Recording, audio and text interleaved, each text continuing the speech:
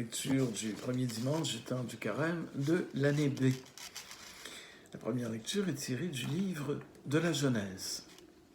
Dieu dit à Noé et à ses fils, « Voici que moi j'établis mon alliance avec vous, avec votre descendance après vous, et avec tous les êtres vivants qui sont avec vous, les oiseaux, le bétail, toutes les bêtes de la terre, tout ce qui est sorti de l'arche. Oui, j'établis mon alliance avec vous. Aucun être de chair ne sera plus détruit par les eaux du déluge. Il n'y aura plus de déluge pour ravager la terre. » Dieu dit encore, « Voici le signe de l'alliance que j'établis entre moi et vous, et avec tous les êtres vivants qui sont avec vous, pour les générations à jamais. Je mets mon arc au milieu des nuages, pour qu'il soit le signe de l'alliance entre moi et la terre.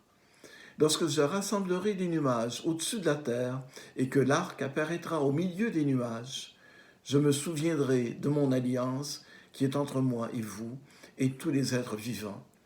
Les eaux ne se changeront plus en déluge pour détruire tout être de chair. »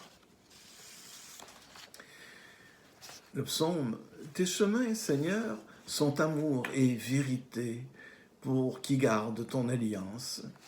Seigneur, enseigne-moi tes voies, fais-moi connaître ta route, dirige-moi par ta vérité, enseigne-moi, car tu es le Dieu qui me sauve. Tes chemins, Seigneur, sont amour et vérité pour qui garde ton alliance. Rappelle-toi, Seigneur, ta tendresse, ton amour qui est de toujours. Dans ton amour, ne m'oublie pas, en raison de ta bonté, Seigneur. Tes chemins, Seigneur, sont amour et vérité pour qui garde ton alliance. Il est droit, il est bon, le Seigneur, lui qui montre aux pécheurs le chemin. Sa justice dirige les humbles, il enseigne aux humbles son chemin. Tes chemins, Seigneur, sont amour et vérité pour qui garde ton alliance. » La deuxième lecture est tirée de la première lettre de Saint Pierre apôtre. Bien-aimé, le Christ, lui aussi, a souffert pour les péchés, une seule fois, lui, le juste, pour les injustes, afin de vous introduire devant Dieu. Il a été mis à mort dans la chair, mais vivifié dans l'esprit. C'est en lui qu'il est parti proclamer son message aux esprits qui étaient en captivité. Ceux-ci, jadis, avaient refusé d'obéir au temps où se prolongeait la patience de Dieu, quand Noé construisit l'arche, dans laquelle un petit nombre, en tout 8 personnes, furent sauvées à travers l'eau. C'était une figure du baptême qui vous sauve maintenant.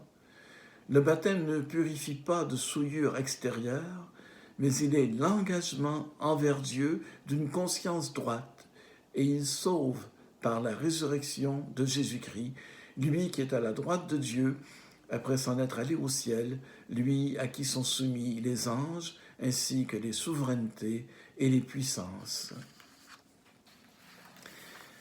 La lecture de l'Évangile selon saint Marc. Jésus venait d'être baptisé. Aussitôt, l'Esprit le pousse au désert, et dans le désert, il resta 40 jours tenté par Satan. Il vivait parmi les bêtes sauvages, et les anges le servaient. Après l'arrestation de Jean, Jésus partit pour la Galilée, proclamer l'évangile de Dieu. Il disait, « Les temps sont accomplis, le règne de Dieu est tout proche. Convertissez-vous et croyez à l'évangile. »